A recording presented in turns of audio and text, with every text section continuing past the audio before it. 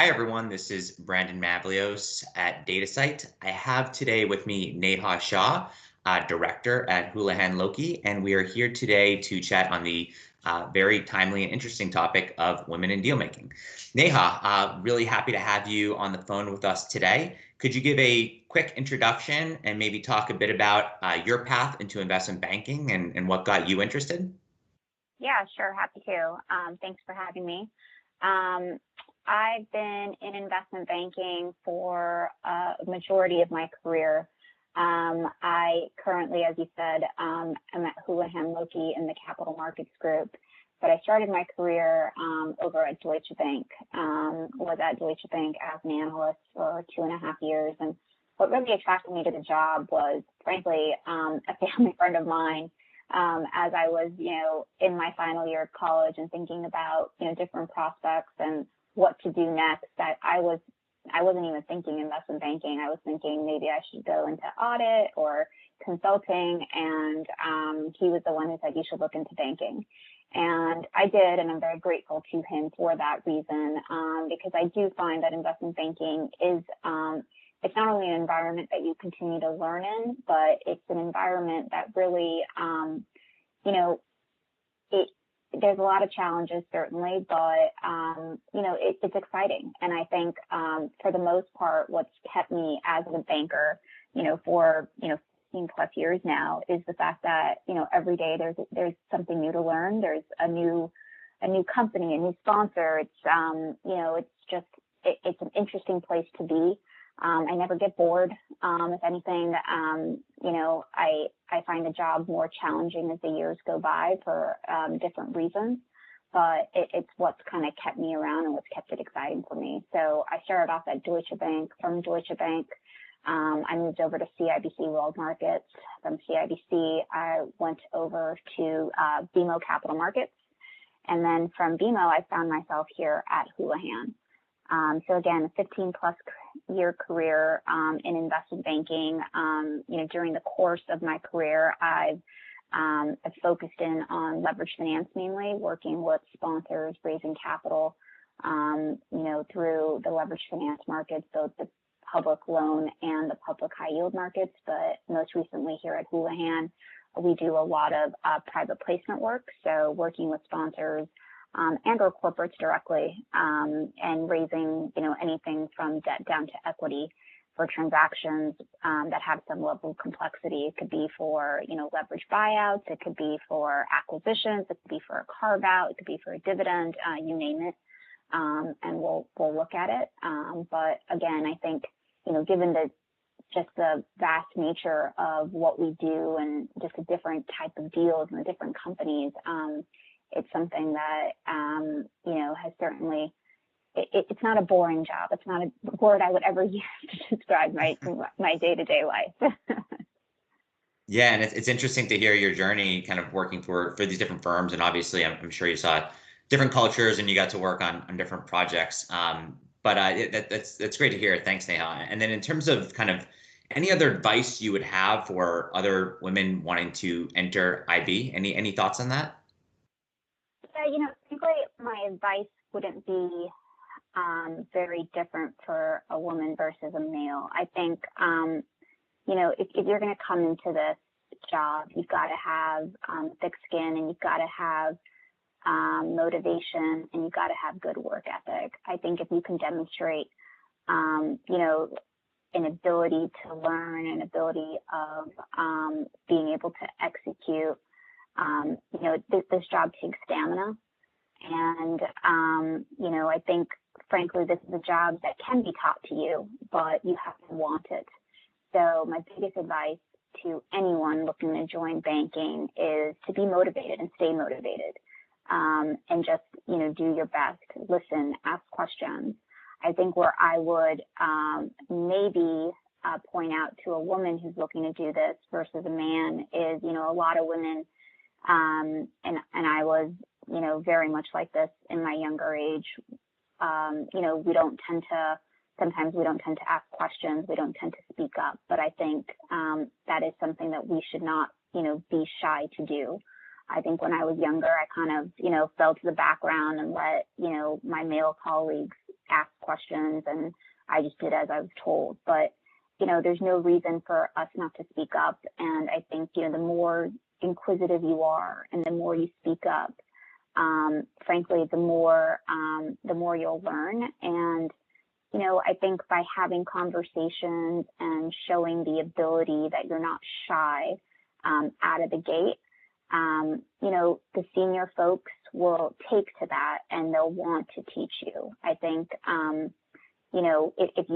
if you are shy in the beginning, force yourself to, get out there, force yourself to, if you're not comfortable speaking in group settings, go out and have coffee with different people, on a one-on-one basis, but making sure that you're your own advocate and speaking up and, showing people how motivated and interested you are in the job, I think is something that, would truly set you apart. And I think it's very important in your career in banking, or whether it be anywhere, but particularly in banking, just given, I think especially earlier on, you're just very much, tied to your desk in a lot of ways, and, running models, doing comp work or whatever it may be, doing a lot of busy work, but taking the time to, step back and get to know people, I think is, probably one of the best pieces of advice that I got, that I would continue to give people who are junior to me, because I think it's a big way in terms of how to build your career and how to learn from people, is really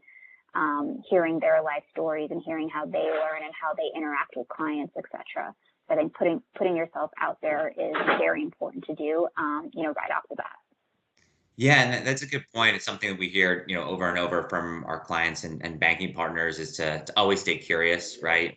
When they're giving their, junior bankers advice, is to keep asking those questions, and to, never stop learning. And that, even just asking the question, and like I said, staying curious, shows the initiative. And so, Neha, quick question for you, in terms of mentors. And I know you had mentioned you're getting more and more senior in your career, but do you still have any mentors, or even mentors maybe you had when you were more junior? And who Absolutely. might they be? Yeah. Yeah. Yeah, no, I've always had mentors, frankly, since the beginning of my career. I've picked up some mentors on the way, as I've, gone from different institutions. But I think having a mentor and having someone who could help, not only guide you in your career, but frankly is a sounding board for, what you may be dealing with, or who can offer advice, is very important. So, yeah, I've had I had a mentor at Deutsche Bank that was frankly assigned to me, but I continue to speak to that individual today. I will tell you, for the most part, most of my mentors have been men, because unfortunately there just aren't enough women in banking still, where I've been able to, work with a woman, or, work with a senior woman, and, learn from them or have them guide me. But, all my mentors have been amazing and exceptional. And it's something that I would certainly, advise anyone going into banking, or even anyone in banking, even at my level, that having a mentor, continues to help drive my career, and frankly, in a lot of ways, keeps me sane. Yeah. And with that said, kind of related to mentors, are there any networking groups you're a part of, or even ideas for networking groups? And I ask this because it doesn't necessarily need to be, exclusive to a women networking group. It could be, but it could even be related to personal interests you have, right, or like-minded individuals. So yeah, and anything you're a part of, or any advice in terms of those that are thinking about networking groups? Yeah, there are a couple of women's networking groups that I'm involved in. That there's an ACG women's network that I'm involved in. There's also just general ACG networks. But, frankly, at Houlihan, we've started a networking group where, at least pre-COVID, we would try to do a meetup semi-annually for, women across finance. And I think, doing and being a part of the networking groups is an important part of just staying in tune with, what's happening with the industry. But it's also just, again, it helps build some sense of camaraderie, especially amongst women. I think, there's a lot of us women who just in terms of work-life balance, because we're going to work, coming home, and trying to do anything and everything. We kind of get lost in the day-to-day. But I think, being a part of those networks kind of helps you, take a moment, get to know other people who are doing it. And frankly, some of the, closest friends I have in the industry are now because of some of these networks. So I'm a big proponent of them. There's a vast majority of them out there that people can certainly look to. The couple ones that I've mentioned, I've enjoyed, but there are a whole slew of them out there that I think if you start somewhere, it's better than nothing, because I think you'll find that they're very helpful to you for a number of reasons. Again, I think it helps with the camaraderie, but again, just going back to why having a mentor is important. I think, it gives you another sounding board, and there's no one who understands what you're going through better than someone who's been through it themselves. So, having that kind of,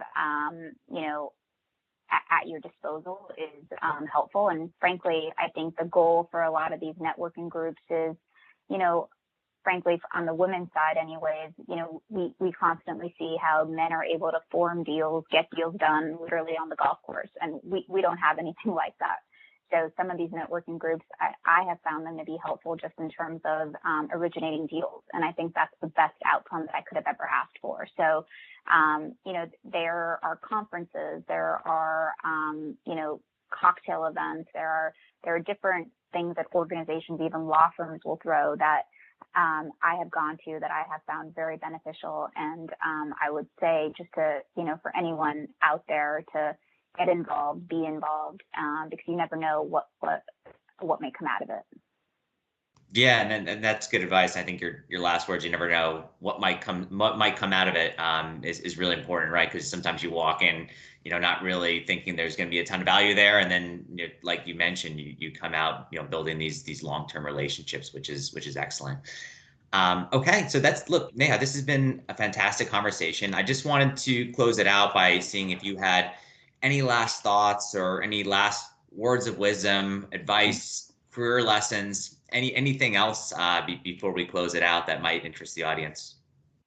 My last pieces of advice kind of go back to what I said in the beginning. I think just work hard. I think everyone has their own work-life balance issues, and those issues are frankly always going to probably remain. But if you work hard and you're an advocate for yourself and you've proven your abilities, I think you will find, for the most part, women or men, if you've shown you are capable, you will have cheerleaders within the firm or any firm that you join. And I think having a cheerleader is the most important thing, because frankly, in a time like COVID, where we're all working from home, if people don't know what you're capable of and don't think that you're capable of your job, it's a little scary to be working from home and not having that face time. But if you have cheerleaders within the organization who trust that you know what you're doing while you're working from home, and trust that you can work from home for the next year and you'll be fine, it's a different mentality, and it frankly makes you feel a little bit more secure in your day-to-day job. So the biggest piece of advice I would say is just work hard, be dedicated, try and be your own advocate in the firm. Again, going back to what I said initially, talk to people, get to know people, make sure that, you're not closed off in terms of getting to know people senior to you in different groups. If you're in banking, there's no reason for you, if you're in a leverage finance group, you should get to know the folks who work in healthcare, industrials, whatever. But I think the more networking you do internally as well can only help with your career. So the more people you know, I think better off you'll be. And frankly, the more people you know, there's a good chance you learn more from them. So yeah, I think that's it. Just work hard, be yourself, and show your dedication. Absolutely. Well, those are great words of wisdom, and definitely some good advice for those listening. Cool. Well, Neha, thanks again so much for taking the time today, and thanks again to everyone for listening in.